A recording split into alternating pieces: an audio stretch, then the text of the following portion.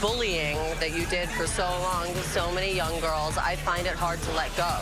Today, Misha confronts Perez Hilton about his shameful past. Luke P drops some serious baloney.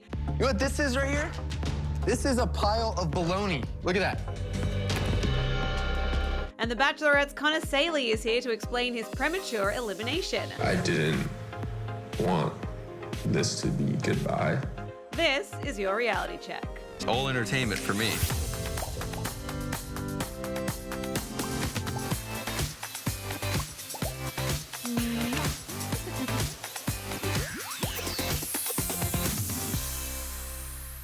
Welcome, everybody. Luke P may be talking baloney, but we are just talking the truth. I am Lyndsey Rodrigues, and joining me today is one of my favorite people in the world, Michael James Scott, who, of course, plays the genie in Aladdin on Broadway. Welcome, my friend. Thank you for having me. Are you kidding? Anytime that you are here, it is just my favorite day of the week. I love it. And because you are a regular to this show, you know how we get these things started, right? Yes. Top 5.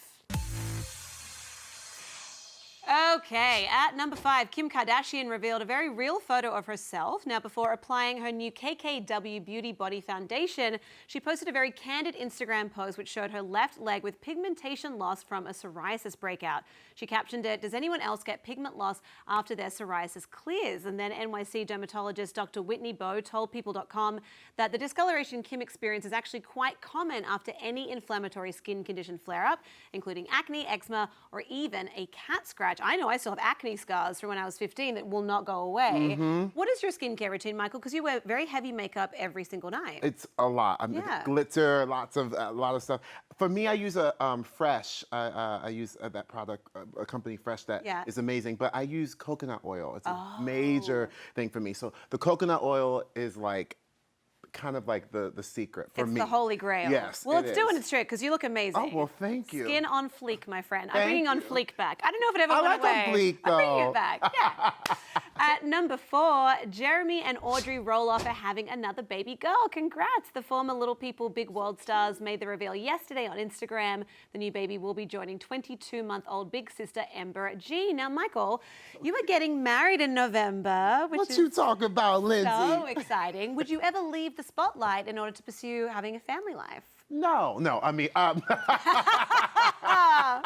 Oh, your future kids like that's a hard one because you know I feel like also they've had great successes that have come with them being on the show and everything. But I do think that if it came down to my partner saying, "Listen, we can't," then I would have to honor that. I would have to honor that and we work through it. Yeah. I mean, that's a partnership. I don't know. I just can't imagine liking my kids enough that I wouldn't want to leave them for 8 hours a day. I mean, there's also that. There's also that. At number 3, there is nothing like an Instagram with all 5 Kar-Jenner sisters. Ooh. Kim and the gang took this group shot at Khloe's 35th birthday bash last week, and Khloe Money revealed in her caption, "You guys have no idea how hard it is to wrangle everyone for one photo and to make sure everybody is staring at the camera." Now, I can relate to this because I have a niece and 2 nephews, and one of them is always pulling some kind of face. Can you relate as well? Absolutely, and I usually am, because I'm always like, let's do a photo, and it is a thing of like getting everyone together. But when you have that lighting, it doesn't really matter where anyone's looking. True. I mean, that fierce sun that they're giving in that shot is kind of amazing. And even if one of them was looking in the opposite direction, it's candid. Right, exactly. So I feel like you're like in there. I mean, you're so gorgeous. I feel like you could be in there. Oh, thank you. Just like living your life in the sun. That's so kind. I'm going to Photoshop myself in later.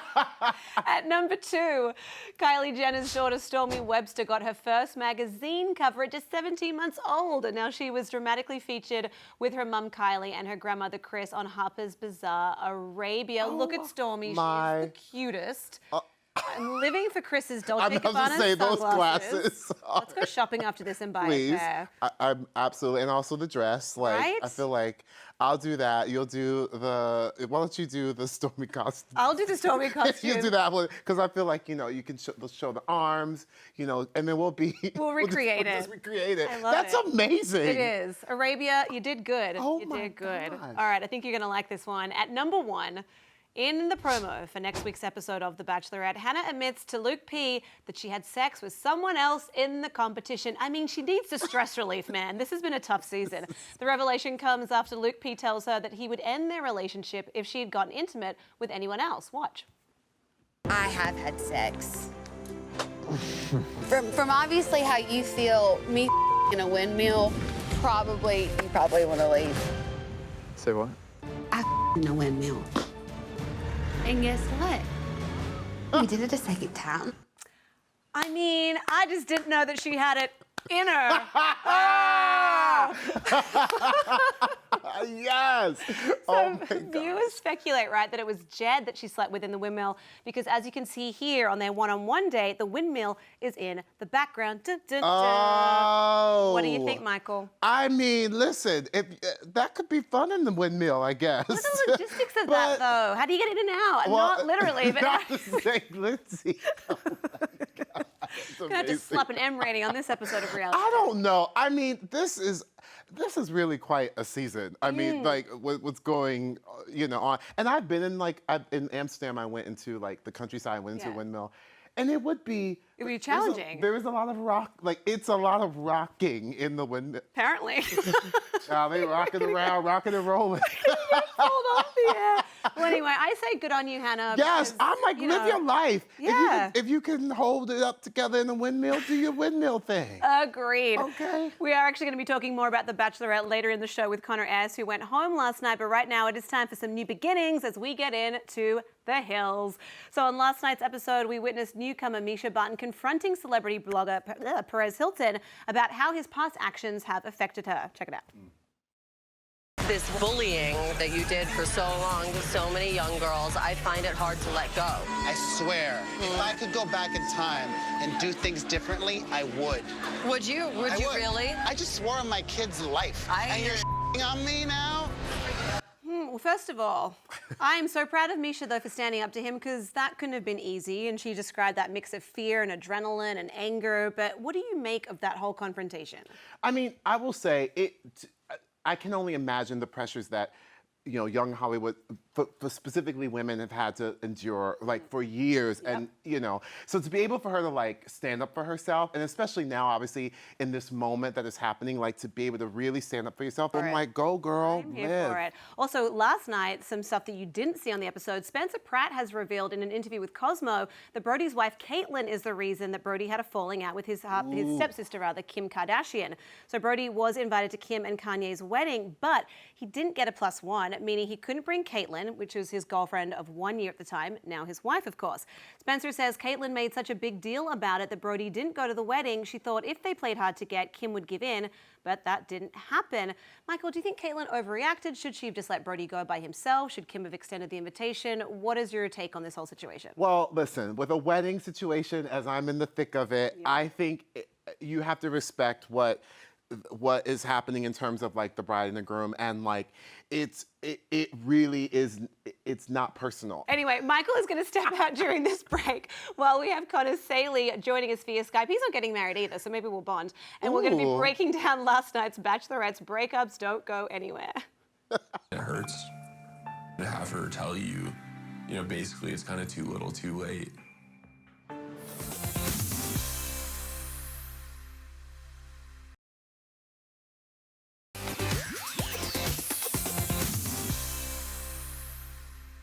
Welcome back to the show. We're so excited because we have Connor Saeli on the line right now to tell us all about last night's episode of The Bachelorette, where we saw Mike, Garrett, and Connor himself head home while Luke P somehow got to stay again. I don't understand it. Connor, thank you so much for taking the time to chat. How are you?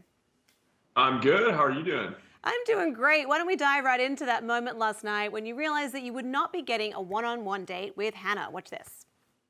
Connor? Group date time, boys. Honestly, kind of done with this conversation. Mike, congrats to you. But I don't know, I don't really have anything else to say right now.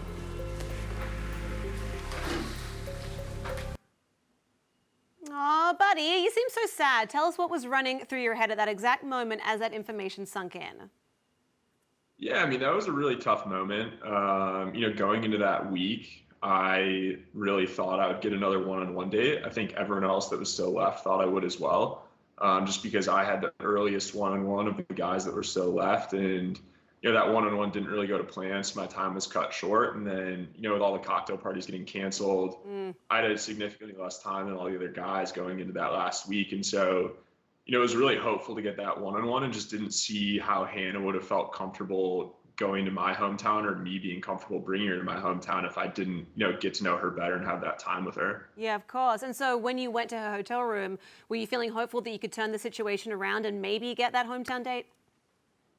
Yeah, I mean, I was definitely hopeful, but, I kind of went into that conversation cautiously optimistic. I was, hopeful that, we'd get to spend some time together, and obviously our one-on-one time was really great, but at the same time, I just kind of knew that not getting that one-on-one, the odds of going to hometowns with her were pretty slim. So I was pretty cautious going into that conversation, and honestly felt like it wasn't going to end well, but still, I guess wanted to shoot my shot in a way and, just tell her how I felt. Yeah, well, you never know if you don't try. Unfortunately, things did not go to plan when you attempted to make your own one-on-one time with Hannah, so let's take a look at that.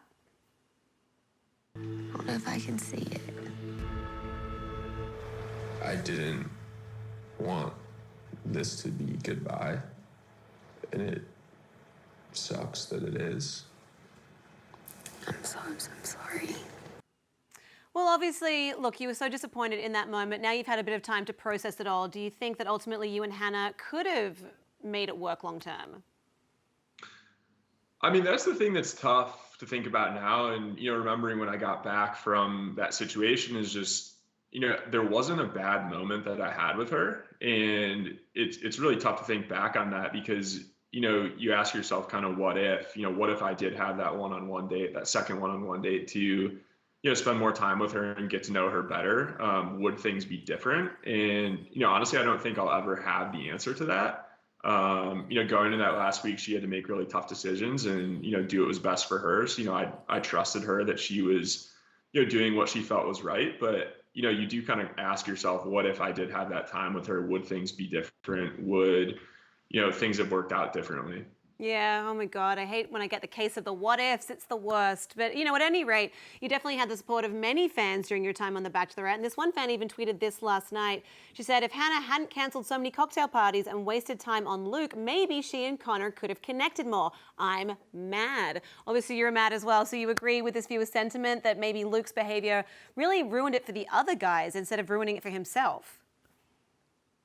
No, absolutely. I think, I don't think Luke's a bad person, but, I don't think him being on the show was the right environment for him. Obviously, emotions are heightened, and I just think the way he acted wasn't necessarily the right thing to do in certain situations. And obviously, with cocktail parties being canceled and with everything that he did, so much of the conversation the whole season was about him, and it was very frustrating for all of us. And so, it definitely affected, I think, Hannah's ability to really focus on some of these other relationships. And, for Mike, Garrett, myself, even Dylan and Dustin, who left last week, those are all really great guys. And I don't think she was actually really able to get to know us as well as she probably would have hoped to, and we would have liked her to get to know us as well, just because so much attention was focused on Luke. Yeah, it was like razor focused on him, right? But the other Luke Stone, tweeted these really nice words last night saying,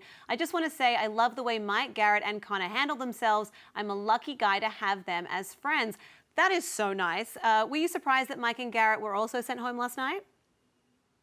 Yeah, I was really surprised Mike and Garrett got sent home. Those are both really great guys. Mike is a really good buddy of mine, Garrett as well. But, Mike was my roommate at all the, places we traveled to, and, we got along really well. And honestly, I thought he, would have made it really far just because he had a really good relationship with Hannah. And, from talking to him while, we were roommates together, it seemed like he was really confident in his connection. And so it definitely was surprising to me that he went home, and Garrett as well.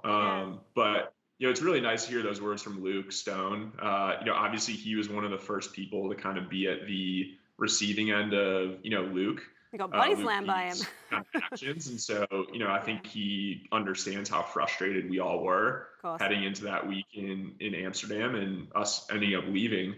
But, honestly, all the guys in the house are friends except for, Luke P. Well, look, we're going to take a very short break, but I do want to keep chatting about this with you when we come back. So everyone stick around, and Connor's going to stick around as well.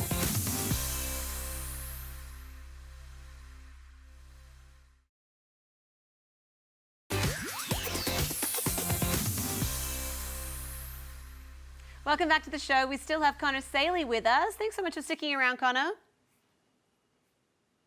Oh, of course.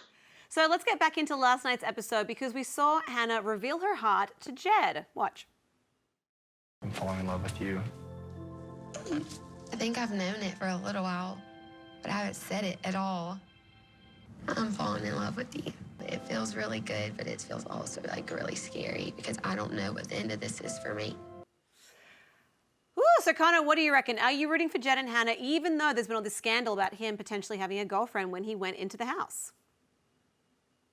Yeah, I mean, Jed, from the very beginning, I think Jed got the first group date rose, and so you could tell that him and Hannah had a really great connection together. And obviously he had 2 one-on-one dates, so heading into hometowns, I think they do have a really strong relationship. He was always someone I thought, was one of the front runners along with some of the other guys, but definitely rooting for them. Obviously, you want Hannah to be happy and, Jed as well. Well, look, no Bachelorette conversation can be complete, unfortunately, without talking about Luke P's latest shit show. So let's revisit this moment from last night. I am never, and I'm not ever going to reach for anything. I've been nothing but truthful with Hannah. And you are not gonna mess it up, okay? I'm not gonna mess it up. No, you know what this is right here? This is a pile of baloney. Look at that. I mean, just so convenient that the baloney was right there to be used as a prop. What was your first reaction, Connor, to seeing this very dramatic monologue that Luke gave? Honestly, started laughing when I saw that, but realistically, like, that just shows Luke's character throughout the whole season. That's how he acted. That was, those were the things that he said and did. And I think, the guy just has some character flaws that came out during the show, and it's unfortunate, but, I hope he, uses this as a learning experience. Well, we'll see. I mean, Tyler C said this last night. I think we're all thinking it, but Tyler said it. Watch. The worst thing about all this is like we got a 5'8" villain. Does that make you feel better? Yeah, I just wanted to throw that out there. If anyone feels uncomfortable, it's when I'm in the room with you. There's 15 guys in the house, and 14 guys don't like you. Maybe it's not, we're the problem. Maybe it's I'm the problem. So, Connor, I want you to weigh in on this because you said that you think deep down Luke is a nice guy, but is he also kind of a villain? No, I mean, he definitely was the villain throughout the season. I think, he is a nice guy. It's just emotions are so heightened in this situation that, some character flaws that he has came out, and he reacted poorly in a lot of situations. Yeah. And, like Tyler said, like, so many of us had a problem with him, and he always thought that we were the issue, or we just didn't like him. But there's a reason for that, and I think everyone's been able to see that as this has played out. Oh, we've seen it, believe me. Well, look, before we say goodbye, I do have to ask you who you think Hannah will ultimately pick. Honestly, all 4, or I guess 3 of the guys that I liked going into hometowns have a shot. I always thought Peter was kind of a dark horse throughout the season. He had a really good relationship with her, and thought he was going to go really far. And then I think the other one would be Tyler. Obviously a good-looking guy, but we all loved him in the house, and he had a really good connection with Hannah as well. Well, I want you in 10 seconds or less to make your case as to why you should be the next Bachelor. I mean, I'm just looking for love. Unfortunately, it didn't happen with Hannah, but like everyone else, I want to find love and find my person, and I think we all deserve that, and hopefully I'll find that person soon. Absolutely. In the meantime, I know you have a really cute dog, Oliver. Can we see Oliver real quick? Oh yeah. Oh, so flippin' cute. Who needs a girlfriend when you got a dog like that? I know. Look at this guy. So adorable. You guys make the perfect pair. It was such a pleasure meeting you today, Connor. Best of luck on everything that you do in your post-Bachelorette life, and hopefully we'll be seeing a lot more of you and Oliver.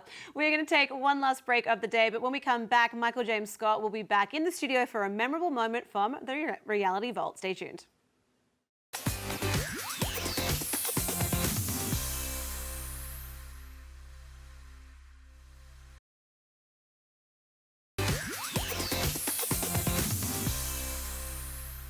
Welcome back to the show. It is now time for some more retro reality. Enjoy. I knew for a fact I was breaking somebody's heart tonight. Somebody was going home. In this 2006 episode of Flavor of Love 2, Flav is ready to make his final decision: New York or Deelishes. The time is up, New York. I'm rolling with Deelishes. Flav chooses Deelishes, and New York has a hard time hiding her disappointment. And take this shit.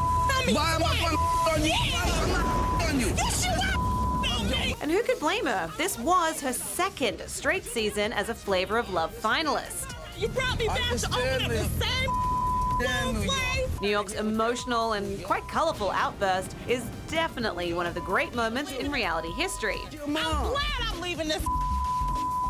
But don't cry for New York. She was back the very next year, starring in her own show, I Love New York. Do I look like I give a because I don't? I kind of feel for her. Oh, like, again? Oh my, that just took me back so hard. 'Cause Yeah, me too. I lived for too. me some New York. And Oh like, my God. He's lucky that she didn't murder him. that was crazy. I mean, the second time come around, I mean, she was I felt bad for her, Yeah. but then I was like, great, she got her own show. Exactly, we got to see more of We her. got to see more of her. Oh my goodness. And it was great. It was great. Jennifer Hudson's ex-husband was also, like, now ex-husband was on that show. I did not know I think that. he was one of the contestants. Oh my goodness, you are a wealth of information. Listen, reality is it, but I know. Well, the reality is that Michael James Scott is on Broadway as the genie in Aladdin. You've got to go check him out. I'm going to come see you in a couple of weeks' Yes, time, you which are. I'm so excited for. Thank you for hanging out with me today. It's always a pleasure. And thank you very much to Connor Saeli for joining us as well. I am Lyndsey Rodrigues, and I will check you tomorrow.